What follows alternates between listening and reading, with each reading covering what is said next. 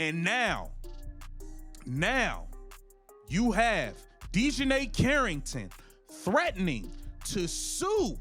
She's threatening to sue Christine Brennan for what is being said about her in this book.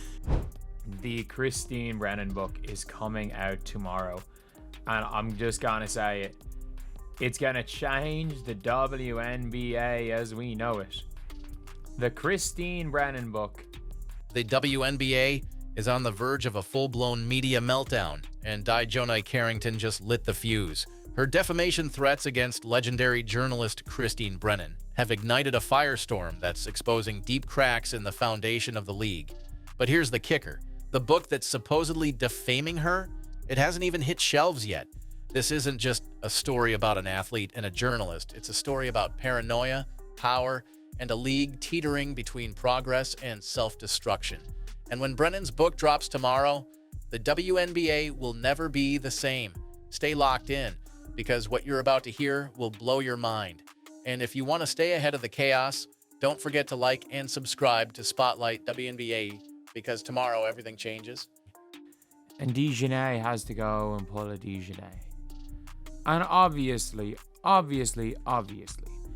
DiJonai Carrington is telling the truth, then Christine Brennan is, and Christine Brennan's lying.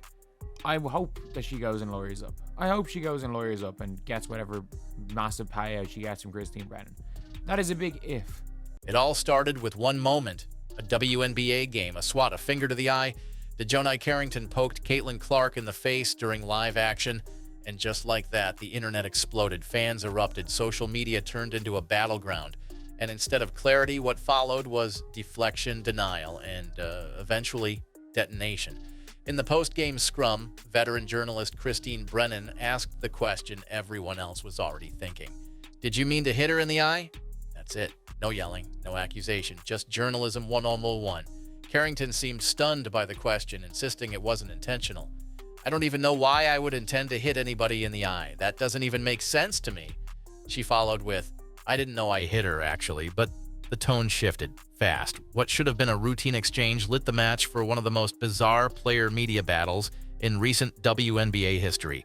Christine Brennan has also been doing a lot of different interviews and talking about some of these controversial subjects.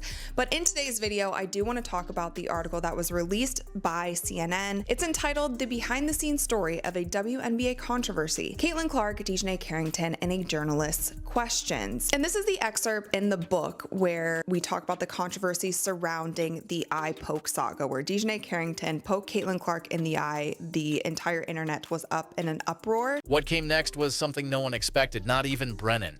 The WNBA Players Association issued an official statement, and it wasn't just defensive, it was a full-on public beatdown of Brennan. Titled, A Message on Behalf of the One of Four, the letter read like a scorched earth post on Reddit, not an official release from a players' union. They accused Brennan of baiting Carrington, of fueling racist, misogynistic, and homophobic vitriol online, and of abusing her journalistic credentials. And they didn't stop there. The letter actually included the words, "We call BS," and ended with, "We see you." That's not accountability. That's a threat. Suddenly, Brennan, who's been covering women's sports for decades, was being painted as a manipulative villain simply for asking a tough question. DiJonai, did you, when you went and kind of swatted at Caitlin, did you intend to hit her in the eye? And if so, could you just, or if not, either way, could you talk about what happened on that play?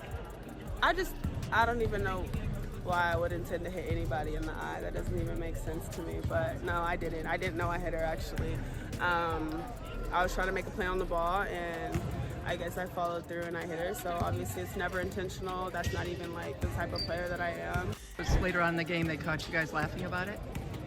No, I just told you I didn't even know I hit her, so I can't laugh about something I didn't know happened. But behind the scenes, a very different story was unfolding. 5 hours after the interview, a WNBA league official called Christine Brennan directly. Their message? Your questions were fine. The official explained that Brennan hadn't been vulgar, rude, or inappropriate. just direct. And here's where things get damning. That same official admitted the players were the ones who didn't understand how media works. Unfortunately, most of our players have zero idea what real media exposure is, the official said. They've been shielded in college and don't know what real coverage is. Let that sink in. The league, behind closed doors, acknowledged that its players can't handle basic journalism. But instead of helping them adjust, they let the Players Association torch Brennan in public. In fact, the WNBA Players Association tried to have her banned as a reporter. All because, as a part of this coverage, she was covering Caitlin Clark when the poke to the eye happened, and she happened to be reporting and asked the question, hey, was it intentional? What do you say to those who are stirring things up, saying it was intentional?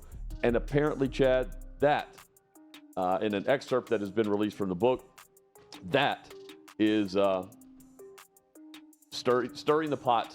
The dysfunction didn't stop there. After Brennan's interview, Carrington's teammate DeWanna Bonner confronted her in the hallway. Not the team's PR staff, not through official channels, a direct confrontation. Bonner wouldn't even shake Brennan's hand, reportedly repeating, "You disrespected my teammate," like a broken record. Brennan tried to explain. Bonner didn't care. This should have been handled through communication professionals, but instead it became an emotional vendetta. Brennan wasn't just disrespected, she was ambushed. And the league? Silent. No statement defending her, no public attempt to correct the narrative. The PA's letter went viral. Brennan was left twisting in the wind, a professional league running on emotion, not structure. We were not going to distract from their successes, nor would we dim the glow of the spotlight that centered on them. They have earned that focus and celebration, but we will take this moment now to stand up for them and the rest of our members, every single one of them, because we call BS. To the unprofessional members of the media like Christine Brennan, you are not fooling anyone. That so-called interview in the name of journalism was a blatant attempt to bait a professional athlete into participating in a narrative that is false and designed to fuel racist, homophobic, and misogynistic vitriol on social media. You cannot hide behind your tenure. They go on with another thing about how she abused her privileges of being a reporter and the credentials that she had, and then they ended it as "we see you." We talked about this last year. I feel like this note was poorly written. Then it got weirder. The book reveals that before a winner-go-home playoff game, Carrington overheard reporters discussing a possible lineup change involving her girlfriend, forward Naylissa Smith. The conversation was about basketball strategy, not personal gossip, but Carrington snapped. She charged through a curtain and accused the reporters, specifically Brennan, of talking badly about Naylissa. Then, in an almost unbelievable twist, she left Naylissa a voicemail before the game warning her that reporters were trash-talking her. Imagine being an athlete, getting ready for the biggest game of your season, and hearing your girlfriend say the media is against you. It wrecked Naylissa's focus. It poisoned the atmosphere. And it was all based on a complete misunderstanding. Later, when Naylissa approached Brennan about the incident, Brennan tried to explain but was shut down and called a liar. A WNBA communications director who witnessed the entire thing said it was like a bad game of telephone. In a league trying to build credibility, this was amateur hour. Then the WNBA official, she says this. She says, "I have a simple test about whether questions are appropriate or not. They should not be vulgar, they should not be rude, or they should not be inappropriate. Your questions were not vulgar, rude, or inappropriate. Your questions were fine." Unfortunately, most of our players have zero idea what real media exposure is. They don't know what real coverage is. They have been shielded at college, and then they come to the WNBA not knowing what real questions are. Frankly, our players just don't get it. Now here's the jaw dropper. Carrington is threatening defamation before the book is even released. Think about that. She hasn't read the chapters, she hasn't seen the context, she just knows she's in it and she's lashing out. But here's a legal reality check. Defamation requires false statements, not embarrassing truths, not inconvenient quotes, actual lies. And Brennan, she's no rookie, she's been doing this for decades. She knows what she can legally print. Sources, witnesses, notes. This isn't her first rodeo. Carrington, on the other hand, is acting like this is personal, not professional. Her threats don't come from legal strength, they come from fear. Fear that her actions are now part of the public record. Fear that she can't control the narrative anymore. Let's take a look at what DiJonai Carrington had to say. She put up some emojis. She said it's cap. meaning it's lying with the crying emojis. And then she said, it's defamation at this point.